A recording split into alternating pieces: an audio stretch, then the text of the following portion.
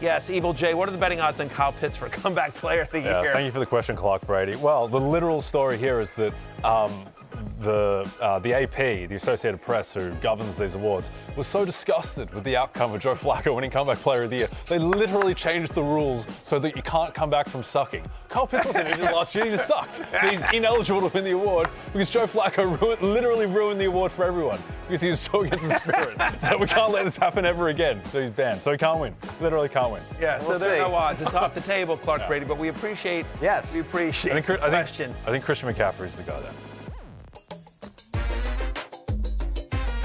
Fantasy Football Happy Hour with Matthew Berry. Welcome to the Fantasy Football Happy Hour. Connor Rogers, Matthew Berry, Evil Jay Croucher. You heard it from. Oh, it's gone. You're not evil anymore. Yeah. Haircut? I don't like it. Yeah. I got to do a Premier League commercial later, and I think the Premier League wants people to watch their games. And so no one's going to watch Arsenal Liverpool if they see my mustache. So. What kind of Premier League commercial are you possibly doing? I don't know. I actually don't know. I just got the 3 words, Premier League commercial, and that was my cue to show. But the problem is, Matthew, is that so if I have the kind of faux mustache, I look 13 years old, and now with it shaven off, I look 6 years old. Yeah. So I just have no pathway to. I'm 33 years old. Yeah. I have no pathway back to a birth date of 1992. I'm trapped in the 2000s. Yeah, no, it's a weird one for sure. I will say this, however, while you struggle with your age and you still get carded, one kid that no longer needs to get carded is my son Connor, who turns 21 years old today. Big day. So my kid Connor, he drinks free here in the happy hour. He's currently a junior at Alabama. That's me and my son. We were fishing, a couple of weeks ago before he went out, before he went back to Alabama, where he's a junior. Roll Tide. So it is his birthday today, 21 years old. So finally tonight he'll have his first drink. Yeah. Tough place to have a 21st birthday. Oh my goodness, wow. Yeah. Nothing to do in Tuscaloosa. He'll be okay, but he's an absolutely great kid. He's a great fisherman, and made Dean's List at Alabama as well. Damn. Couldn't be more proud of the kid. So Connor, Happy birthday, I love you. Connor. Happy birthday. Happy birthday. By the way, officially my favorite Connor too. Yeah. Oh, he's number 1? Oh, he's number 1. Am I 2? James Connor's number 2. Yeah. It must be strange. You're in the top 10. Oh, It's strange. You've got a 21-year-old son named Connor. You've got a 21-year-old co-host named Connor. Yeah, Just a lot of tough to 21-year-old balance. Connors. I'm not gonna lie. I walked into the studio today, and our lovely crew was like, "Why are you drinking free today?" And I was like, "I'm drinking free today." And then I found out I'm not drinking free today. No, you're not. I paid double here at the happy hour bar. That's right. So it is my son Connor, who can now legally drink here in this bar and every bar across America. So happy birthday, Connor. Let's get to the show. Yeah, lots to do today. Player news, of course, later on. Updates, Joe Mixon, Amari Cooper, the Cleveland quarterback situation, more Joe Flacco talk, which Jay just keeps asking for. And we're like, all right, fine, we'll talk about Joe Flacco. But before we do any of that, wide receiver tier day. Big one. Yeah, let's go. So big that, unlike tight ends, it requires more than one segment. Yeah. What you're staring at something. What are you staring at? I'm waiting for you to talk. You usually look at me when you were like, let's go, and then you stared at the. I assumed there was some sort of going to be sound or sound. a comment this from is one of the regulars. This is my 4th year working with you. I know your mannerisms so well. When you look at the camera, I'm ready for the big, speed. I thought there was going to be something. You thought that Jamar Chase was going to start speaking, but he's not coming. He's not walking through that door. Something like that, or that we were going to show rankings or something. I always look. So let's look at wide receiver tier. No. There it is. Yeah. We have a screen. When I'm looking at the camera, we have a screen behind the camera. That's what I'm looking at. So I'm now seeing what you at home are seeing as well. If you're watching this on YouTube or Peacock, I am seeing my wide receiver rankings, tier number 1. Proud Fantasy Life investor Jamar Chase, of course, is my number 1 wide receiver, my number 1 overall. I have Justin Jefferson at wide receiver 2, and my guy 8, CeeDee Lamb, is wide receiver 3. All of these guys, friends of the podcast. All these guys. All of them 8s is what his friends call them. Jay, let me ask you a simple question for wide receiver tier 1. You have the number 1 pick in redraft. Are you taking Jamar Chase? Or are you going with something a little off the board? No, I'm taking Jamar Chase. I think you don't overthink this one. I think he's got the highest floor and the highest ceiling. It's a good combination to have. I think that this Bengals defense, even with Trey Hendrickson back, still going to be bad. Yes. It's not going to be a good defense. I think Burrow is going to lead the league in passing yards. There is no way for Jamar Chase to fail if he stays healthy. There's just no way. Even if and Joe Burrow getting hurt, obviously, some sort of risk, but not really enough to make. Even with Jake Browning, though. I mean, he's still produced with Jake Browning. He is money in the bank. I think I always say this: you can't win your league in the first round, or you can lose it. And so I think with first-round picks, you generally want to go safe. And I would argue that any of these wide receivers in Tier 1, just the three guys, Chase, Jefferson, and CeeDee Lamb, are all high-floor, high-ceiling guys. They're all worthy of a first-round pick. Even with the young quarterback in Minnesota, you still high on Justin Jefferson? Yeah, no, I get that question a lot. Like, I don't know about J.J. McCarthy. It's causing him to fall more than he typically would. Which is insane because, by the way, this is the same conversation we had last year with Sam Darnold. Right. And people were like, I don't know about Sam Darnold, really? Cousins is gone. Like, what are we going to do? Like, here's the answer. In 4 games with Nick effing Mullins, he scored 22 fantasy points. Like, every argument should be done. Like, he produced with Nick Mullins. What are we doing here, people? He's Justin Jefferson. He is quarterback proof. He is quarterback proof. And by the way, not only is it Justin Jefferson that's quarterback proof, when you are an elite pass catcher, when you can earn targets at a high level, you are quarterback proof. Malik Nabers, with the suddenly released Tommy DeVito, last year was wide receiver 6 in fantasy points per game, right? Brock Bowers with Aiden O'Connell and Gardner Minshew was the number 1 tight end in fantasy as a rookie. Like, again, if you are an elite pass catcher, you will earn targets and it does not matter. Look what Brian Thomas Jr. did with Mac Jones last year. For the love of God, Nick Mullins. I don't need to say anything more. It's Nick. He produced with Nick Mullins. Why are we having this conversation? It's a real conversation. Nick Mullins, he chucks it up, to be fair. Nick Mullins gets it up. Yeah. His problem is that he, for better or for worse, he throws it to the other team a lot. But no, it was... Sure, but like, how much worse could J.J. McCarthy be? No, he's not going to be worse than Nick Mullins. No, of course not. It's actually physically impople to be worse than Nick Mullins during that 4-game stretch. And also Carson Wentz. Boyle line exists. Yeah, Carson Wentz as well. Yeah, I know there's a lot of debate about J.J. McCarthy, and we haven't really seen much of him, and obviously he's coming off the serious injury. I am pro J.J. McCarthy. I think, I like the college tape, and I think in this offense with Kevin O'Connell coaching him with the weapons around him, I think McCarthy's going to be good. I think here's the other thing I think. I don't think the Vikings are stupid. I think it's a good front office, and I think it's a good head coach. And so I suspect that if they didn't think J.J. McCarthy was the real deal, if they didn't think they're like, hey, we might have screwed this one up, they wouldn't have let Sam Darnold walk. They easily could have had Sam Darnold back for another year, sign him to a 2-year deal with 1 year of guaranteed money, and let J.J. sit for another year behind Darnold, or at least have a very solid insurance plan if McCarthy didn't happen. And they didn't. They said, go, Sam. Go with God. Go with God. Go with God. Go with God. Yeah, off to Clint Kubiak. Yeah, yes. Unbelievable. My only, the slight concern with Jefferson just for this hamstring thing, which again, cropped up a year or so ago as well. So, but again, not enough to demote him too much. Connor, do you think that pivoting to CeeDee Lamb? So I think people with Dak Prescott kind of forget a little bit. It's not just that Dak Prescott got hurt last year.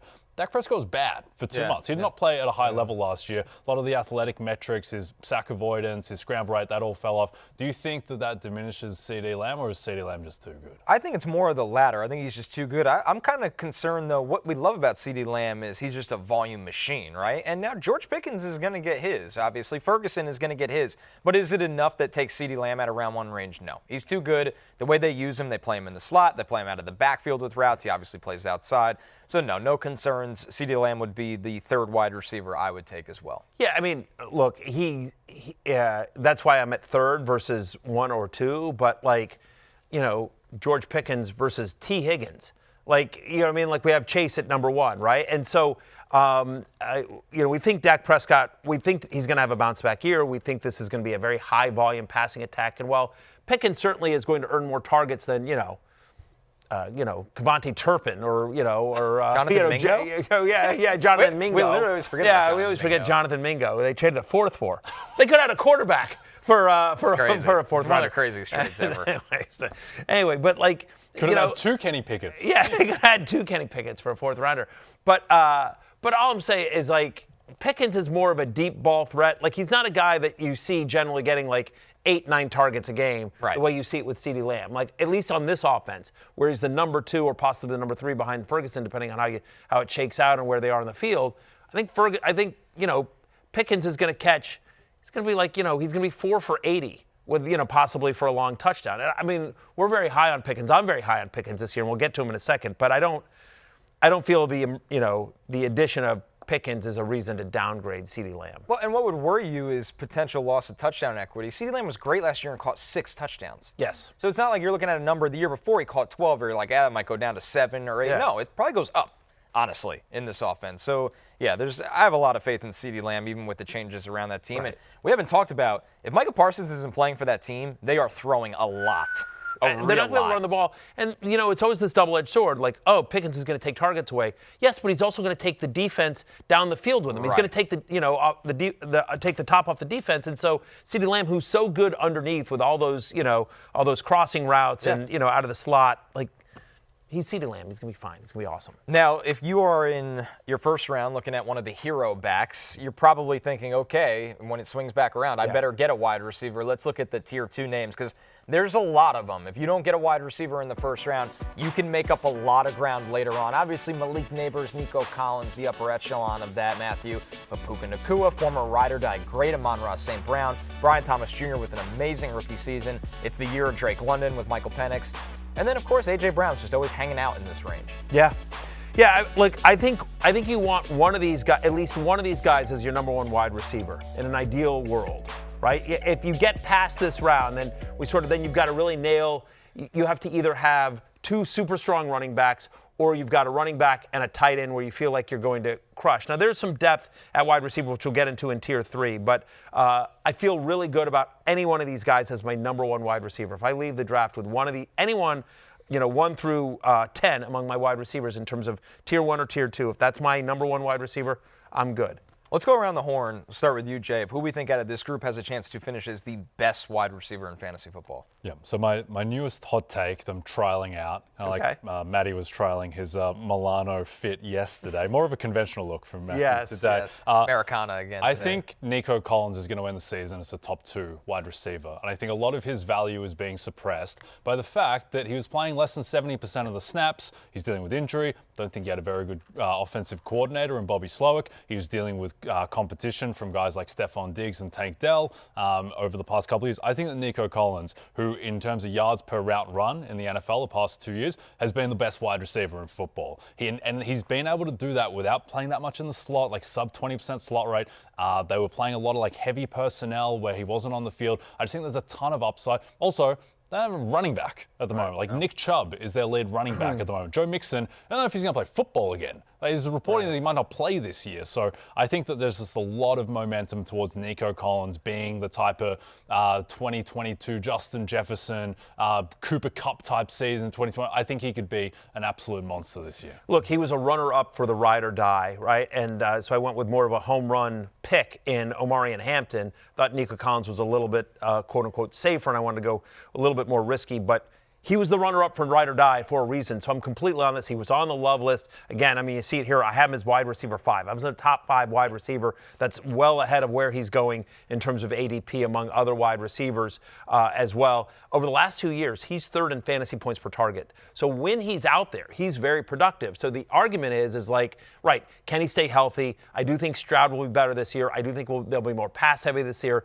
Last year, it was insane, like how much they would just run, like, first and second down every single time. Like, it was crazy, and it's one of the reasons why they made the change at offense coordinator. And we also think about the fact that there's no Stephon Diggs, there's no Tank Dell. Yes, they have Christian Kirk. Yes, they've got a couple of rookies, but it's going to take a while to develop them. Nico Collins is an alpha, and more importantly, Connor, they design ways to get the ball in his hands. Like, it's not all the deep stuff. They scheme cheap catches for him. They do, and what you love about Nico Collins is we talk so many times about, okay, what's the slot opportunities for so many of these guys? He's a boundary winner. Like, when you have Nico Collins on the outside, he can win just as well as he could win a lot of the ways these guys win inside. So you don't worry as much about the usage, but Matthew, you're right, it's a bonus that he should get new usage in an offense that's going to be different under Caley. But for me, guys, my choice is Malik Nabers, which is an easy one, right? Yeah. He's the top guy in the tier 2, but it's volume. Would I be shocked if Malik Nabers has a 2022, 2023 CeeDee Lamb kind of season where you get north of 156 targets, you get a ton of receiving yards, and the fact of what he did last year where he finished as wide receiver 6 with Daniel Jones, Tommy DeVito, Drew Lock, now you go Russell Wilson, eventually Jackson Dart, and emergency Jameis Winston, and he's the guy in the offense. He's going to get deep targets. He's going to get screen targets. He's going to be a PPR machine. I am very comfortable taking Malik Nabers at the end of round 1. Wide receiver 6 in 2004 with Daniel Jones, Drew Lock, and Tommy DeVito. It's and crazy. so now he's got either Russell Wilson or Jackson Dart or even maybe famous Jameis, right? Whoever is his quarterback this year is going to be a significant upgrade over what he did last year when, again, he was wide receiver 6. 1,000%, I think. It would not be a shock. It's well within the range of outcomes if a year from now we're talking about number 1 wide receiver in fantasy Malik Nabers or number 1 wide receiver in fantasy Nico Collins. So I agree with both those picks. Just to give one more sort of idea here is, 2 other guys that I think could be there. Is Detective Drake London. Of course. Again, I know people are talking about Kyle Pitts, but there's a chance that Drake London flirts with a 40% target share. Could have the most targets in the league. He could have the most targets in the league with a quarterback that looked good in a small sample size, is going to fling it. And if he suddenly gets the touchdowns, which just hasn't been there in a big way. He should. But he should, right? Yeah. And so I think Detective Drake London could get there. And listen, Brian Thomas, over his final 6 games last year, was the 2nd best wide receiver in fantasy football. Now, some of that was with Mac Jones, and now they've added Travis Hunter. But the talent is off the charts. I think Trevor Lawrence is better than he gets credit for, and I think he'll be better this year under Liam Cohen. I think they're going to throw a ton, and so Brian Thomas just may be a guy that just where the talent wins out. So that I think that's on the list as well. By the way, crazy thing, because this should be extremely anti-correlated, but I think there's a chance that Drake London has the most targets in football and Bijan Robinson has the most carries in football. It just shows you how streamlined that offense is between just those 2 guys. We still don't have a timetable for Darnell Mooney's return. Yeah. Right now, Drake London's competing for targets with Kyle Pitts, who were, year 4 of waiting on Kyle Pitts, and Ray McLeod. Am I forgetting anyone in Atlanta? Right. We don't know if Mooney's going to be healthy to start the that's a big if right now. It's the last thing I saw was no timetable for his return, which is the 4 worst words in fantasy football. We're hoping Mooney gets back, but just in the meantime, it's a good offense. It's going to be very concentrated. And the defense probably not going to be that good. No. K. Gemma in the comments here. Amon-Ra too high for me. J-Mo will rise and Laporta bounce back, and I think Gibbs' passing game production slight uptick. I'll say this, K. Gemma, you could believe in all those things. Yeah. Jared Goff still threw for over 4,600 yards last year. So even if those things happen for those other guys, it might not affect Amon-Ra at all. Yeah, by the way, more for a smaller slot guy, Amon-Ra St. Brown scores a lot more touchdowns than you would think. Jared Goff trusts him when they get into the end zone, in the red zone, when they look close. He scores a lot more touchdowns. And the reason I didn't mention him as a potential number 1, because I do think his ceiling is limited. To your point, with Williams coming on and Laporta, and of course the running backs, Gibbs is going to be more involved in the passing game this year. But the floor is so high. He has 7 to 8 receptions every single game, and so that's why he's here. I think the floor is highest on Amon-Ra St. Brown. Puka Nacua could wind up as the number 1 wide receiver. He can also find up as wide receiver 40. With the health, he's got potential health issues. Stafford's back. I feel like there's a floor with Amon-Ra St. Brown that isn't necessarily there with a couple of the other guys, but the other guys have higher upside. Let's look at Tier 3, which is led by Before the we move Gladiator. on, one last quick thing on this thing is that I do think I haven't seen a lot of people talking about A.J. Brown in the preseason. No. And it's just again, the premise here is that last year was kind of an outlier year for the Eagles where they went so insanely run heavy. They were the run heaviest team in the NFL. And that if they go back to normal levels under Sirianni, which is basically still run heavy, but top 10, not the run heaviest team, and they try to take some pressure off Saquon and they try to throw it a little bit more. Again, you talk about a narrow, it's A.J. Brown and Devontae Smith. And so I do think A.J. Brown, who just is one of the best wide receivers NFL-wise in the league, if they just get back to being reasonably run heavy as opposed to crazy run heavy, I think A.J. Brown could actually have a really nice year. Yep. 2/3 of the way through 2023, the clear 3 best skill position players in football were Christian McCaffrey, Tyreek Hill, and A.J. Brown. A.J. Brown was doing this thing where he's just putting up 125 yards and a touchdown every week. Yeah. And he's the only one of those 3 guys who's not on the wrong side of the aging curve. And they're just going to throw the ball more. Saquon's not going to get close to 500 touches, regular season and postseason combined. So I think A.J. Brown will bounce back. Yeah, I'm with you guys as well. Should be a good year for A.J. Brown. Terrence Murphy, comedy. Matthew Berry sees it. AJB is always a top 5 wide receiver in every metric. I pray he falls to me. 2 rocket ship emojis. Yes. Not just 1. To the moon. Dose. To the moon. There we go. I like it, Terrence. All right, let's look at Tier 3 led by Ladd McConkey. This is a very deep group. So we will have quite a few players to go through here. Of course, McConkey and T. Higgins at the top. The high variance situation in Tyreek Hill, a guy that's typically in tier 1 and obviously had a really tough year for a lot of situations. JSN, Devontae Adams, Garrett Wilson, Marvin Harrison Jr., Mike Evans, T-Mac, Tetaroa McMillan, and Xavier Worthy. Matthew, who's the lowest ranked player from this group that you're comfortable as your wide receiver 1? Say you started the draft and you go, okay, I actually just want 2 running backs out of the gate, or I took a running back in Brock Bowers. Who would you look at in this group? I think Mike Evans is the guy. Maybe Tetaroa McMillan, but Mike Evans is the guy that I definitely feel the most confident in terms of, like, if you get down this far, as you sort of see it there on your screen, but whether it's McConkey, Higgins, Tyreek Hill, JSN, Devontae Adams, Garrett Wilson, Marvin Harrison Jr., and then Mike Evans, who has not averaged below 15 fantasy points in a game since 2017. Like, there's just such a high floor there. And again, it's weird for a team that a month and a half ago we were talking about, wow, they got a lot of mouths to feed. Chris Godwin's going to miss at least the first 4 games, and it might be more. Jaylen McMillan's going to miss like half the season, if not longer. And so all of a sudden, one of the best offenses in football, which we talk about with the Buccaneers all the time, has, again, a very narrow target tree, right? It's the running backs, it's Evans, and it's Emeka Buka. And so Evans, I would feel very good about as my number 1 wide receiver, assuming, like, again, I've gone running back, or I grabbed a tight end with one of the first couple of picks along with a running back. But that's about as low as I'd want to go in tier 3. Then you start getting into some question marks. Yeah, I think you have to go for volume shooting of multiple of these guys. We went through the first part of tier 3. There's a part 2 that includes after Mike Evans and T-Mac and Worthy, Courtland Sutton. Yeah. DJ Moore, Calvin Ridley, George Pickens, Terry McLaurin now under contract, which is a very good feeling for Commanders fans and for all of us in fantasy. Devontae Smith, Jameson Williams. Yeah, look, and a lot of these guys are on the love list. A lot of these guys I'm really excited about in terms of their upside and having them as a wide receiver too. Courtland Sutton was a top 10 wide receiver of his final 10 games from week 10 on.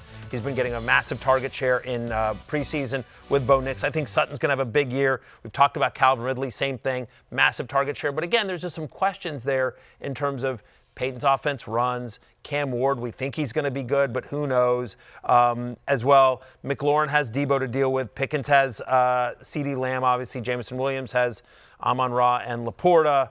You know, DJ Moore, we talked yesterday about how Rome Odunze is getting a lot of looks from Caleb Williams in the preseason. So, again, all those guys, like, I really like as my wide receiver too, especially like sort of Sutton, Moore, Ridley, Pickens. Like, all that list right there is, you know, I think huge upside, Jameson Williams. But I'm nervous about any of them as going in with my wide receiver 1. Yeah. One guy across this 2 parts of tier 3 that I'm just not drafting at all now is Tyreek Hill. I'm just out on Tyreek. Nate Tice did a great breakdown on his podcast, Football 301, about Tyreek's, his next-gen stats speed metrics, that if you look a little bit there, because he was still hitting the same top speed occasionally, but just like the consistency of his speed just fell off a cliff. Like, he just wasn't the same guy athletically last year, and we know Tyreek Hill, pretty dependent on his speed. Sure. He can still be useful if he drops off a little bit, but I think the wide receiver 1 type stuff, I think that's probably gone. Yeah, probably. Although I would argue the counter to that is that, again, he wasn't trying. What? He wasn't trying. No. I think the counter to that is that all those concerns are baked into his price. Sure. This is a guy a year ago that was going as a top 5 overall pick, and now he's going like in the 4th, 5th round. And so again, it's an offense that we like as long as Tua's healthy, and it's him and Waddle and Achane.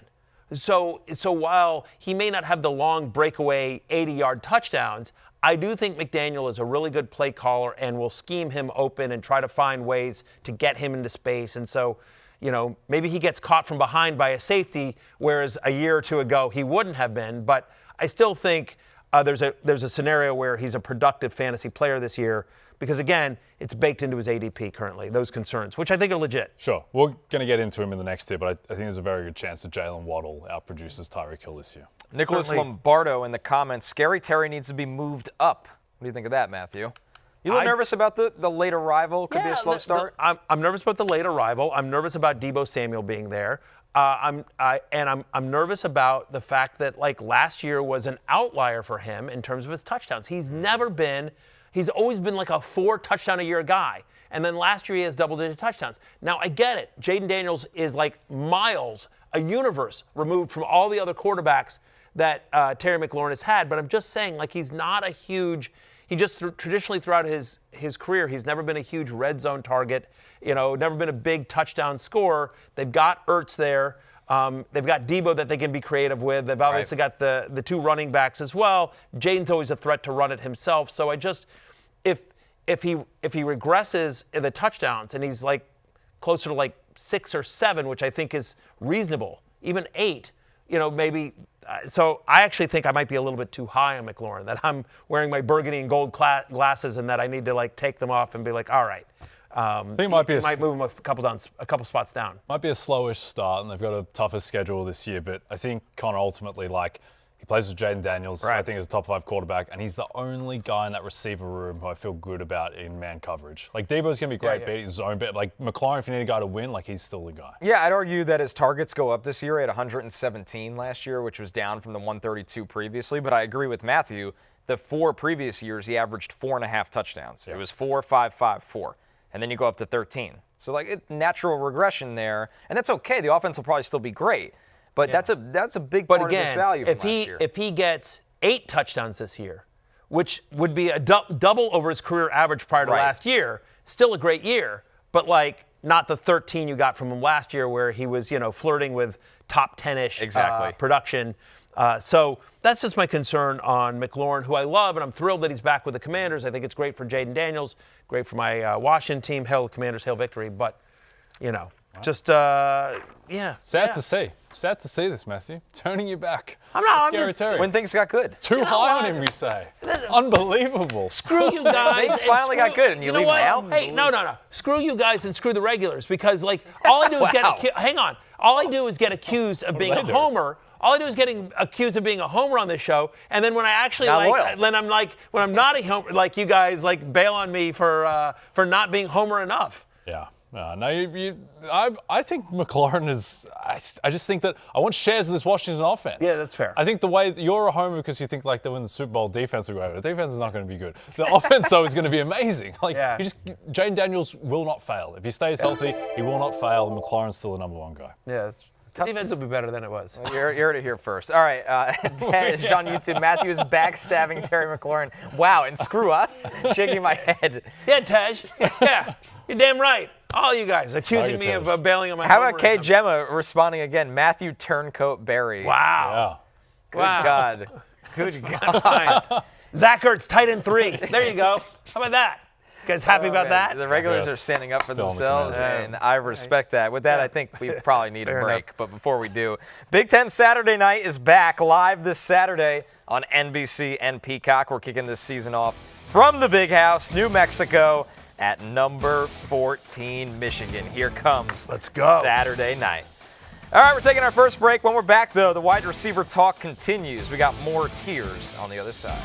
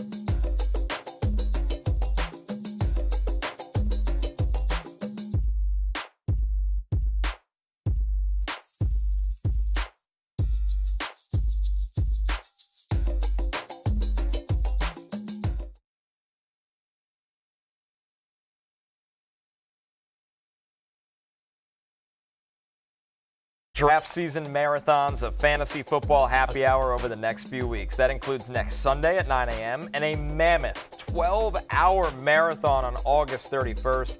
That's all for free on the I'm NBC just going to tell you Sports this. Now channel. If anyone can prove that they watched all of this marathon, like on Sunday, August 31st, which is Labor Day weekend, if you somehow prove that you watched that, we will put your name up. Yeah, you you'll will be drink rewarded. for free here, and we will put your name or a photo of you up somewhere here on the set. So that's a shout out to all the regulars.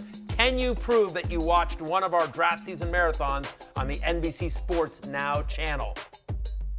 The challenge has been presented. We have 2 more marathons left, including that gargantuan 12-hour finale this Sunday. And not only that, but the bar has been set. Yeah. That is right. The challenge is accepted. Clark Brady, as you see, has a live stream planned for August 31st at 9 a.m.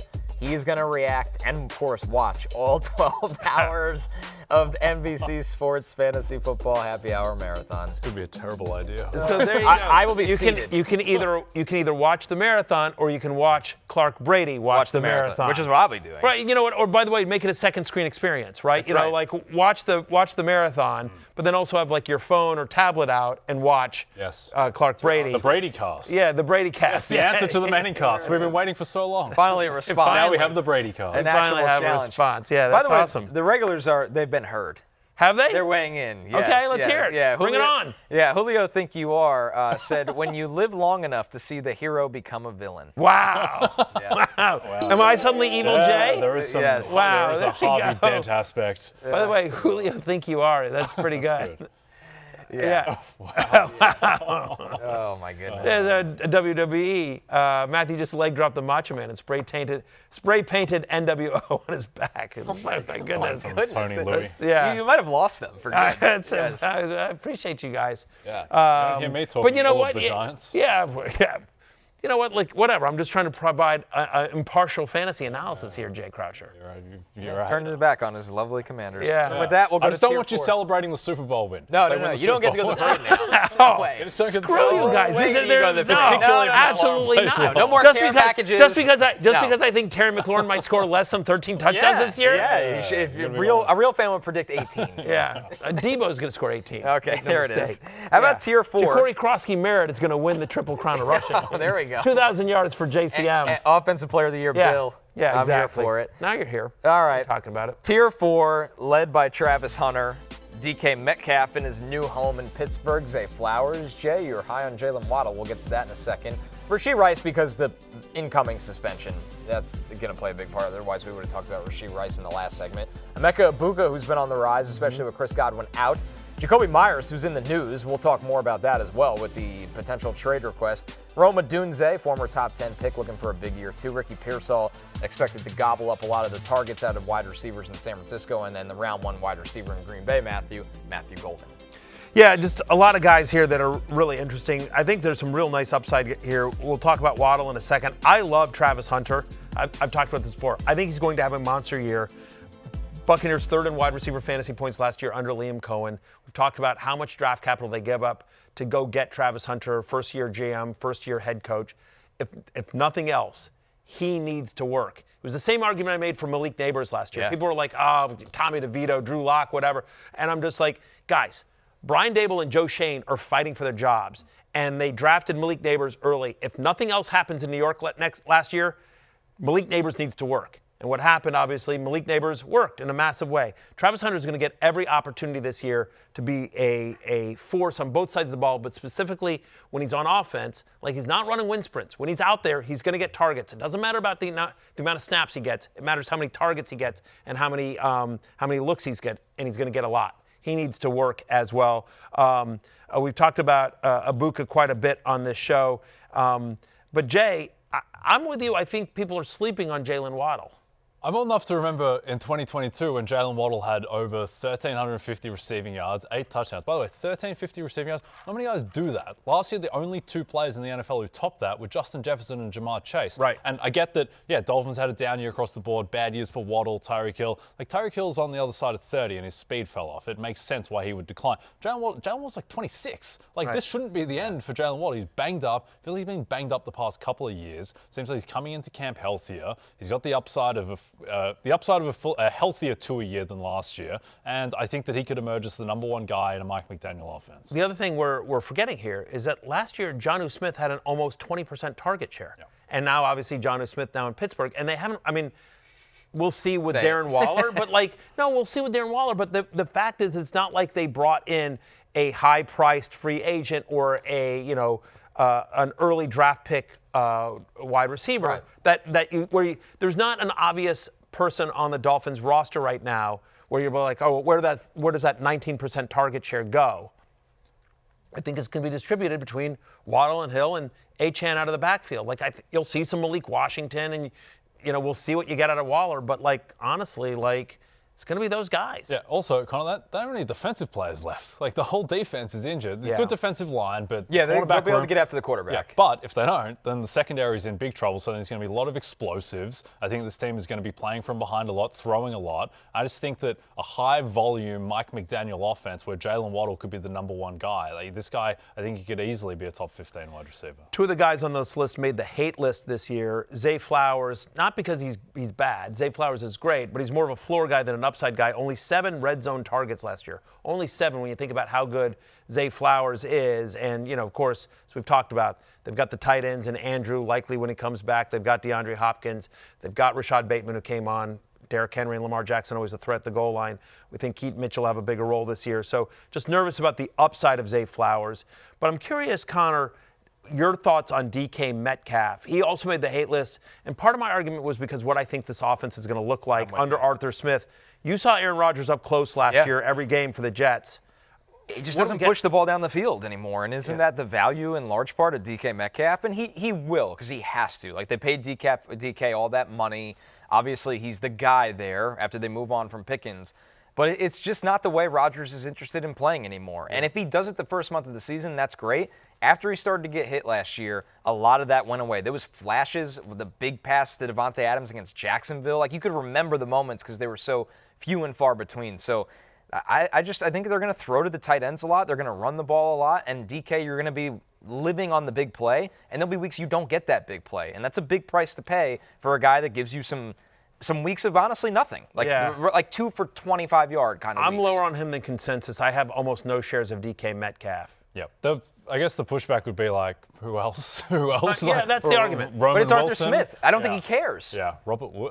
It's going to be interesting. Just Robert Woods released. Yeah, he was released today. Doesn't matter. By the way, breaking news, who knew Robert Woods was on the Steelers? Yes. Cam Akers got released out. by the Saints yesterday as well. Yeah, exactly. Pertinent news. I think that one of the most interesting macro things about the season is just is Aaron Rodgers going to relent on his Aaron Rodgers-ness a bit? Because here's what Arthur Smith likes to do. Likes to use motion, likes to snap the ball early in the play clock, likes to run the ball a ton. You know what Aaron Rodgers likes to do? Likes to throw the ball a ton. Likes no motion. Likes to snap the ball later than anyone on the play clock. So there's just interesting tension. I don't know. Maybe he went to New York and had such a bad couple of years that he has decided to change a little bit. But I don't think the guy's changed that much at 41. Here's everything you just said. Here's my example of it. So they move Hackett away from play calling last year. Shocking. And they give Todd Downing the keys. They play Buffalo at home. The offense starts doing all those things. Motion, misdirection, good usage of Breece Hall and Garrett Wilson. You're sitting there and you're like, finally, I've been waiting for this. After that 1 week of Downing doing that, they never did it again the rest of the season. It was static. It was an old, aged-out offense. That's what you get with him because he has the keys, and he's earned that at what he's done in his reputation around the league. But I'm not buying in. I can't buy in again. And I will tell you, we've talked about this. I think you are going to be shocked. I think the regulars, maybe I'll get back in your good graces with this one. I think the regulars will be shocked and annoyed by how much Jonnu Smith touches the ball in the Steelers offense this year. Or happy because they took him or happy because they took him late. I'm telling you, I actually think Jonnu has a good year this year. This guy was a top 5 fantasy tight end last year, and I get it. It's a very different system, but Arthur Smith loves him some Jonnu Smith. There's not a lot of competition for targets. I think there's a scenario where Jonnu Smith is second on this team in targets, receptions, yards, receiving touchdowns. Sure, it's Roman Wilson and Calvin Austin. Right, Pat Fryermuth. Whatever. Jonnu Smith is more athletic than a lot of those guys. Let's take a look at part 2 of Tier 4, which is kind of the list of guys that used to be great for the most part. I mean, Stephon Diggs. Yeah. Deebo Samuel, and I truly mean it. Cooper Kupp, great, like fantasy royalty. Right. And now Chris Matthew, Olave. it's Chris Olave, and now it's what can we get out of them? And then you have the questions around Juwan Jennings' health, Jerry Jeudy's quarterback situation, Jordan Addison's suspension, and Khalil Shakir's health. See, I think Jordan Addison is actually kind of none of these guys should be, however many wide receiver you start, none of them should be starters unless you're in a 12-team league, 3 wide receivers. So maybe one of these guys you can get by with as a wide receiver 3 and hope if you've gone heavy wide, you went quarterback early, tight end early, went running back heavy. But generally speaking, these are all guys that have some warts, which is why they're down here at the bottom half of tier 4, but also there's some upside. If Chris Olave stays healthy, this is a guy who, during his healthy games of his career, has over 25% target share, right? We've seen Stephon Diggs, who, last year, Diggs was like a top 16 wide receiver on a points per game basis before getting hurt. So how healthy is Diggs? We've talked about Jennings, we don't know, but Deebo Samuel, he's a perfect fit for how Kingsbury uses his offense, a lot of screen passes, a lot of motion as well. And so Khalil Shakir, when you think about his final 13 games, including the playoffs, he had at least 6 targets. So there's a scenario where he's the number 1 target for Josh Allen. But again, a lot of competition for him. Deebo, he's clearly the number 2. Jennings, we just don't know the answer to. Can Olave and Diggs stay healthy here? Addison does have the 3-game suspension. Cooper Kupp, amazing new change of scenery. Maybe that helps, but also Jay, he was brutal at the end of last year. He was. I like Kupp a lot, though, relative to where he's going, just because, Geno Smith in Seattle last year threw the ball 578 times. Okay, so bring that down, so they throw it 100 less times somehow, and they're more run-heavy. Where are the 500 targets going? Right. Give JSN 150 targets. There's still a lot of targets in that offense. They're going to play a lot of bunch formation, I think, where, both guys are close to the line of scrimmage. So I think Kupp, the health is the question, but I think there's still upside in Kupp. All right, let's close it out with Tier 5 here, trying to get some value on the bargain rack. Josh Downs, Jaden Reed, who's currently injured, as is Chris Godwin, Rashid Shaheed, Michael Pittman, Keon Coleman, Darnell Mooney. Once again, these are a lot of guys that are coming into the season banged up. Brandon Aiyuk falls into that category as well, Matthew. And then Keenan Allen trying to give it one more big go-around with his Chargers. Yeah, he's the end of Tier 5, Keenan Allen here. But these are all guys. I do think Josh Downs is really interesting, especially as long as Daniel Jones is the quarterback. Prior to getting injured, Rashid Shaheed was a top 30 wide receiver on a points per game basis.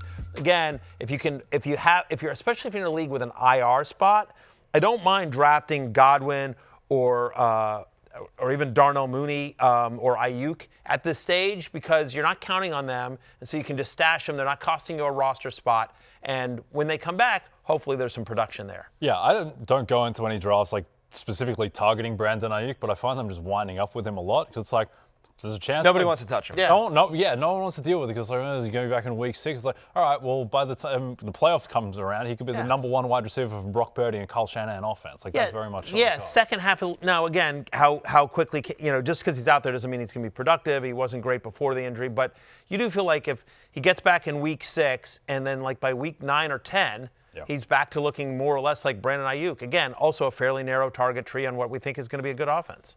All right, guys, let's get into the Rotoworld Player news. A lot going on during the week of cuts around the NFL, and we start with The Athletic's Diana Rossini reports the Raiders are signing Amari Cooper to a 1-year contract. Raiders have been busy this week. They also traded a 5th-round pick for Kenny Pickett, who's traded, it feels like, more than anybody in the NFL these days. But Amari Cooper, sticking with our wide receiver theme here, Matthew, does he have anything left in the tank? I don't believe so. Neither do I. I don't think he's draftable. We'll see. I'd much prefer Trey Tucker or Jack Besh or Dante Thornton. Dante Thornton's having a great camp. Dante Thornton's having a great camp. I'll go back to my combine column, right? And again, I was talking to somebody within the Bills organization, and I just said, "Hey, Amari Cooper, what happened last year?" And my source was just like, I think he's done. Yeah. Man, I think the guy just hit a wall. It wasn't said demeaning or, mean or anything like that. It was just the person was sort of throwing up their arms the organization doesn't know, but he might not have been there. Again, last year he averaged under 3 receptions, under 40 yards in 8 games with Buffalo. He's 31 years old, just turned 31 in June. He's going to an offense where he's not going to be a featured option. Again, we'll see. It's worth noting, though, that maybe this signing is a little bit of maybe he does can he have one last hurrah? He is a big name, and Jacoby Myers has requested a trade. Yeah. So Very interesting. very interesting. So That's a lot of targets if he goes. Yeah. I think we're in the Allen Robinson on the Rams phase of the market. Like the end can come quickly. Yeah. Robert Woods on the Steelers? Robert Woods on the Steelers, apparently not on the Steelers Or anymore. what? Yeah. I What's your think favorite moment of that? Yeah, Josh Allen, like Amari Cooper came Randall onto the Cobb on Bills. Jets. Oh, that's a good one. We could do this for days. Yeah. Amari Cooper had a chance to be the primary X receiver for Josh Allen. That was there. They traded a real asset for him. Yeah. I just think that if it didn't work out with Josh Allen when they kind of needed him, it's probably not going to work out with Geno Smith. That's right. That's right. But it will be interesting to sort of like, we don't know if Jacoby Myers is going to hold out or not. This trade request came just very recently. It's a weird one. It is a weird one. To come now, I understand if he'd made this, like if he'd made a contract demand 6 weeks ago. And Maybe then, he did, and it was Just under no one wraps cared? for No a one, like, while. I- Yeah, it's like, no, we're not going to extend you, and now it hit the. They drafted his replacement as Right. well, which is, it's Right. not a Took tough two situation. wide receivers in the draft. They like Jack Besh a lot. They like Thornton a lot. I think Myers is 28. He sees the writing on the wall. He's underpaid. He makes $11 million a year. He said, I'm 28. I'm really good. Now's my time to get $25 million a year. If you're not going to do it, and you're not going to do it, the Raiders are not going to do it. Someone else will. We'll see where it goes. He would be, man, if he went to a place where he's the number 2 receiver and that is a promising place, it changes everything. for him. he's a really good wide receiver. He earns targets at a high rate. He was quietly productive in New England with a dysfunctional offense. Right. Should go back there, to be honest. He's been great. He's been great, honestly, since he's gotten to the Raiders. 3 straight years he's been a top 30 wide receiver in fantasy points per game, and he's never drafted that high. Just really high floor, nice consistency there. So be interesting to see how that all plays out. Last thing on the Raiders, guys, is that you mentioned it briefly, but Kenny Pickett, drafted by Pittsburgh, traded to Philadelphia, traded to Cleveland, now traded to the Raiders, his 4th team. Cleveland traded a 5th-round pick to get him, and then they get a 5th-round pick back in trading him away. Yeah, and he just is on the bench again. Like when he got traded to Cleveland, we were all like, hey, that's a job they should give him a shot. Right. And they drafted 2 quarterbacks. He's been banged up. Yeah. He's just a backup. Yeah. Some people texting me freaking out that the Niners gave up a 6th for Brian Robinson. Like, they gave up a 6th-round pick. Like, Brian Robinson going to cut into McCaffrey's time. It's like, no, we got 5th-round picks flying around for Kenny Pickett all over the place. Like, 100%. It's fun. I don't think, obviously he's not going to play unless Geno gets hurt. If Geno gets hurt, then we'll address it then. Aiden O'Connell's out for close to 2 months with an injury, so they just needed some depth in that quarterback room. So that's why Kenny Pickett is now a Raider. Adam Schefter reports that the Titans. By the way, though, don't feel bad for Kenny Pickett, though. He went from sitting on the bench in Cleveland to now sitting on the bench in Las Vegas. If you're gonna sit around not doing anything, you'd rather be in Vegas. Yeah. Not the worst Milano place to Matty do. loves Las Vegas. I do. You do.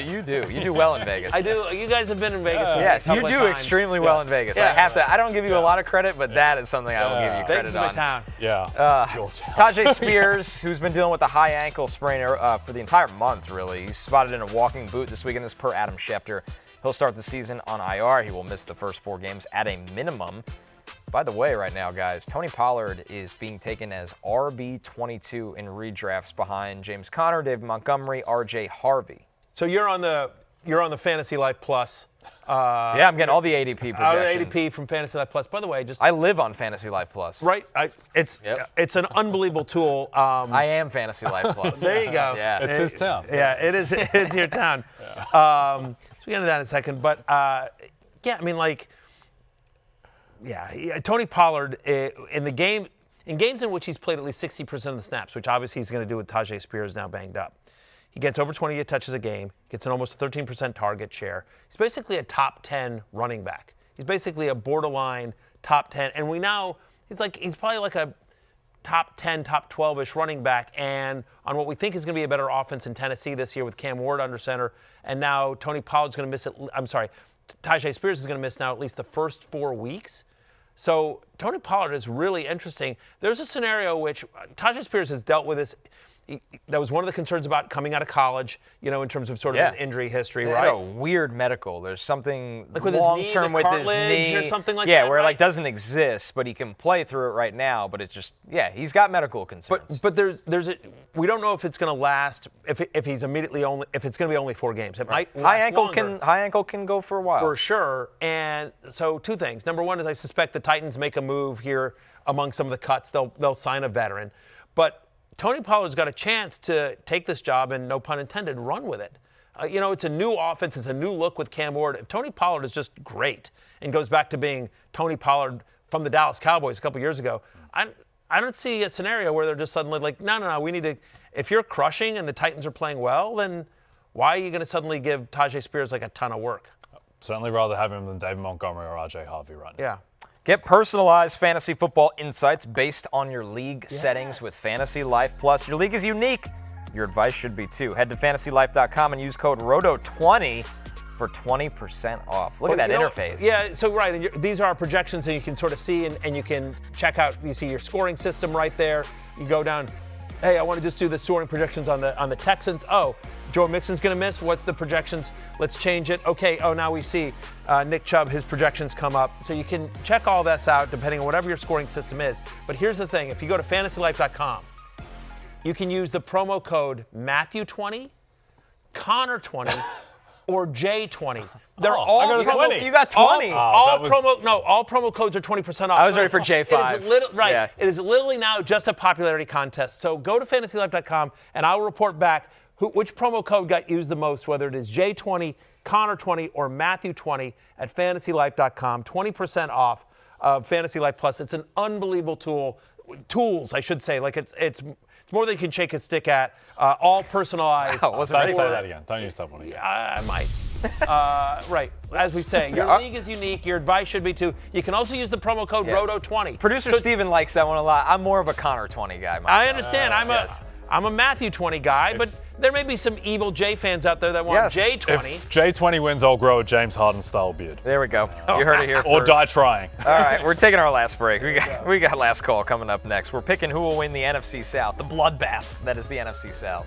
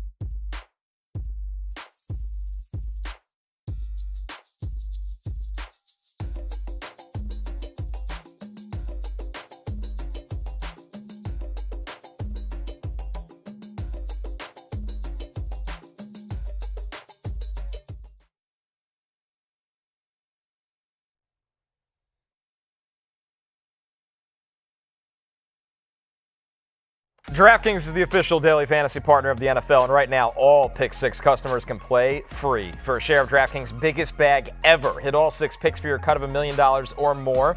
Just download the Pick 6 app and use promo code FFHH when you sign up. Ride the upside with Pick 6. The crown is yours. I don't think that's in there, Jay. Ride the upside. Ride the upside. All the way to the odds of who will win Giddy the up. NFC South. The Bucs, rightfully so, are minus 115. I'm not brave enough to pick anyone else. Are you guys? I would have said Falcons if Caleb McGarry didn't go down. I think that's going to be a big problem for them. I will take the Tampa Bay Buccaneers at minus 115. I think they play the Falcons in week 1, so it's going to shape a lot, but I think the Bucs get it done. I do too, unfortunately. I don't like to take the favorite. I don't like to agree with Jay, but I have to in both cases here because I do think Tampa Bay ends up winning this division. I just think they're too good and there's too many flaws with the other teams. I could argue minus 115 is actually a nice price. Yeah. Where, like, I people think it should are be so more afraid of the minus number, but it's the Bucs in an awful division. More minus 135 type of range. Right. Yeah. They're the best team, and their defense is going to be better this year. Just I need agree. to survive the first 4 weeks without Tristan Wirfs and Godwin, and then They're all right. By the way, Emeka Buka's to the rescue. Okay. Our marathon chap has chimed in, by the way. Clark Brady. He's starting to sweat this. Maybe he made What's going promises on? a little bit too big for his britches. Clark Brady. Clark Brady said, my fiance is already so mad. As she should be. Yeah, That's a that's good it. sign for Yeah. your pending marriage. No, listen, Clark, this is awesome. Because, like, here's the thing. Like, hey, honey, this is what you say. Honey, this is till death do us part, for better, for worse, and this is part of the worse. You know what I mean? And so before we walk down the aisle and say I do, this is a test. This is a test of our love, a test of your commitment to me and our marriage. Yes. So there you go. Test of eternity. Yes, 100%. It's not all, I wish you well, Clark. Roses. Good luck, Clark. I'll be Hang there to tough, support brother. you. Closing time. You don't have to go home. You can't stay here. For Jay and Connor, I'm Matthew. Peace out.